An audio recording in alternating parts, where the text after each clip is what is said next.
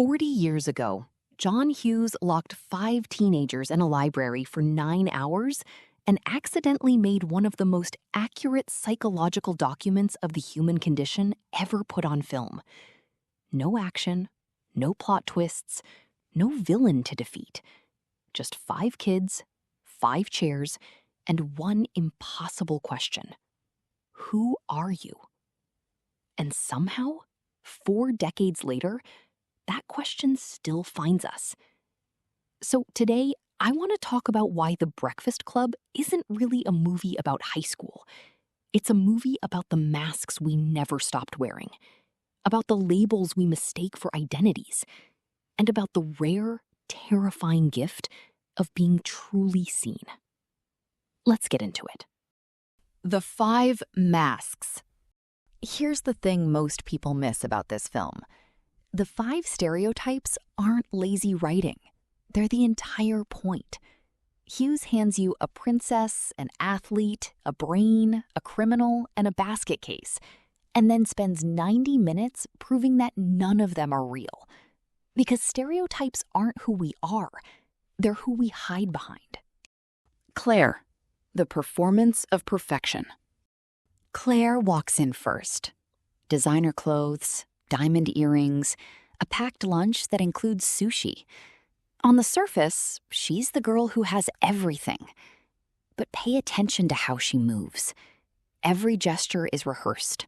Every laugh is calibrated. She isn't living her life, she's performing it. And when she finally breaks, she admits something quiet and devastating. Her parents use her to hurt each other. She isn't a daughter to them. She's a weapon. Psychologists have a term for this: identity foreclosure. It's when you adopt an identity handed to you instead of choosing one yourself. Claire didn't become the princess. She was cast as the princess.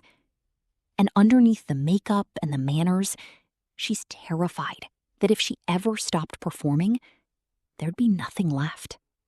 Andrew, the weight of his father's voice. Andrew looks like the all-American kid. Letterman jacket, broad shoulders, the kind of confidence you'd expect from someone built to win. But when his armor finally cracks, he tells us why he's in detention. He taped a weaker kid's skin together in the locker room, humiliated him, hurt him. And here's the gut punch. He didn't do it because he wanted to. He did it because his dad would have laughed. Andrew's strength isn't his. His aggression isn't his. Even his cruelty isn't his. He's running a program his father installed before he was old enough to question it. He doesn't wrestle because he loves it. He wrestles because winning is the only language his father speaks. Every time Andrew flexes, you're not watching a boy. You're watching a son trying to be loved. Brian, when achievement becomes identity. Brian is the easiest to underestimate. The nerd, the smart one, the kid with the perfect grades and the harmless smile. And then he tells us why he's really in that library. He brought a flare gun to school. He was going to use it on himself, over a failing grade in shop class. Let that sit for a second. A teenager came within inches of taking his own life because he couldn't make a ceramic elephant work. But it was never about the elephant. It was about what the failure meant. When your entire identity is built on achievement, one bad grade isn't a setback. It's an existential collapse. If you're not the smart one, you're nothing. And nothing is unbearable. Brian is what happens when a kid is loved for what he produces instead of who he is. Bender, the armor of anger. Bender is the loudest person in the room. He insults everyone. He mocks Claire's wealth, Andrew's masculinity, Brian's innocence. He picks fights he can't win and laughs when he loses them. And it's easy, really easy, to write him off as just a jerk. until Andrew notices the cigar burn on his arm. Round, deliberate, given to him by his own father for spilling paint in the garage. Suddenly, everything reframes. Bender isn't angry. He's wounded. And he figured out a long time ago that if you attack people first, they can't get close enough to hurt you. This is what psychologists call preemptive rejection. He's not pushing people away because he doesn't want connection. He's pushing them away because he wants it so badly it terrifies him. Because every adult in his life has taught him that love is a trap with teeth. When Bender mocks Claire, he's not insulting her. He's protecting himself from the possibility that she might actually see him. Allison, the girl who disappeared. Allison barely speaks for the first half of the film. She sits in the back, hidden under her hair, chewing her nails, drawing pictures no one will look at. And when she finally talks, she lies, compulsively, about her sex life, her parents, her habits, anything to provoke a reaction. Because here's the thing about Allison. She isn't damaged by cruelty. She's damaged by absence. Her parents don't abuse her. They just ignore her. And somehow, that's worse. She invents drama because invisibility is a kind of death. If she can shock you, she exists. If she can disturb you, she's real.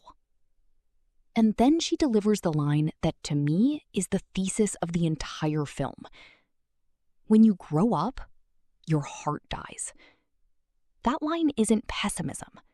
It's a warning from a girl who's already watched it happen to every adult around her. The circle. There's a scene in the middle of the film where the five of them sit on the floor in a rough circle and just talk. No music, no dramatic camera moves, just confession after confession. And this is where Hughes does something quietly brilliant.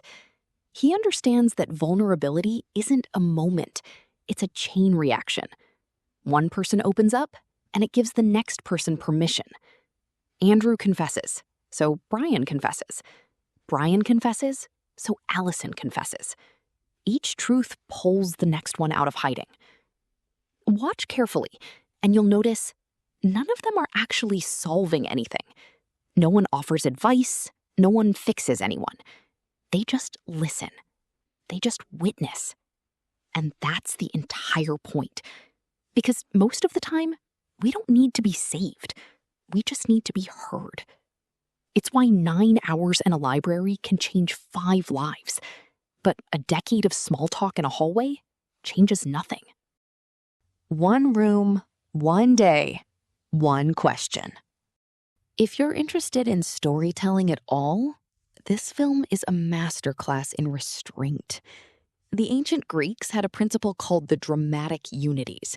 One place, one day, one action. The Breakfast Club obeys all 3. Almost the entire film takes place in a single library, across a single Saturday, around a single question. No flashbacks, no subplots, no B story to cut away to. And that constraint is exactly why the film hits so hard. Because when you strip away every distraction, there's nowhere left to look but inward. There's also a detail most people miss. The essay bookends the entire movie. Brian reads it at the beginning, and he reads it again at the end. The exact same words. But by the end, those words mean something completely different. At the start, they're sarcasm, resignation. You see us as you want to see us. By the end, they're defiance, a flag planted in the ground. We found out that each one of us is a brain and an athlete and a basket case, a princess, and a criminal. Same sentences, different souls. That's not just clever writing. That's storytelling stripped down to its purest form. The idea that transformation isn't about what changes around you. It's about what changes inside you. We never left detention. Here's the uncomfortable part. We like to think this film is about teenagers, about a specific age, a specific era, a specific kind of pain we've outgrown. But we haven't outgrown anything. We just got better at hiding. The cliques became job titles. The cafeteria tables became LinkedIn profiles. The hallway whispers became group chats. The labels never went away. They just got more sophisticated. You're the ambitious one, the reliable friend, the funny one, the mess, the success story, the cautionary tale. And just like Claire, Andrew, Brian, Bender, and Allison, we wear those labels so long, we forget we were ever something else. Then there's the moment that, when you watch this film as an adult, will quietly break you. Claire admits, almost ashamed, that on Monday, she probably won't say hi to them in the hallway. Not because she doesn't care, not because the day didn't matter, but because the social world will swallow her whole again the second she walks back into it. And tell me you haven't lived that. You have a real conversation with a stranger on a flight. You connect with someone at a wedding. You meet someone at a conference and feel, for an evening, like you've known them your whole life. And then Monday comes, and you go back to pretending none of it happened. The Breakfast Club isn't a movie about teenagers. It's a movie about how rare it is, at any age, to be truly seen, and how quickly we walk away from the people who manage to see us. The parent wound. There's one more thread that runs through this entire film, and it's the one that hurts the most. Every single character's pain traces back to their parents. Claire is currency in a divorce. Andrew is a trophy on a shelf. Brian is a report card on a fridge. Bender is a punching bag in a kitchen. Allison is a ghost in a house full of people. And what Hughes is quietly telling us is this: most of who we are wasn't chosen. It was inherited. The voices in our heads weren't ours first. They belonged to the people who raised us, the teachers who labeled us, the friends who categorized us before we knew how to categorize ourselves. We spend our childhoods being written. We spend the rest of our lives trying to figure out which words were ours to begin with. That's why the essay matters. That's why the question, "Who do you think you are?" is the cruelest thing Vernon could have asked them. Because none of them know. And neither do we. The Fist. The film ends with a single image. Bender walking across an empty football field, punching the air, frozen mid-motion. For years, I thought that ending was about rebellion, about sticking it to authority, about a bad boy who got the girl and won the day. I don't think that anymore. I think Bender raises his fist because for the first time in his life, somebody saw him. Not the criminal, not the trench coat, not the smart mouth he uses as a shield. Him.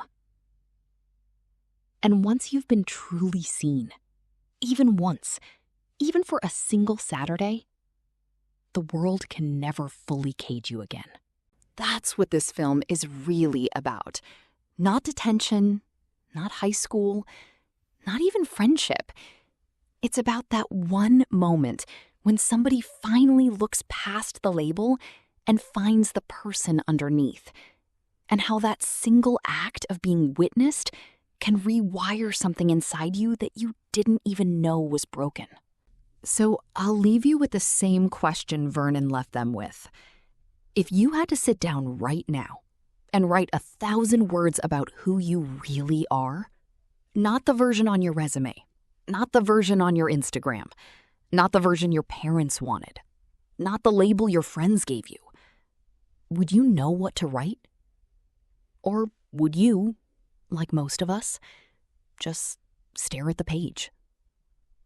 Because the truth is, most of us are still in that library, still waiting for someone to ask, still waiting for someone to listen, still waiting for permission to put our own fist in the air.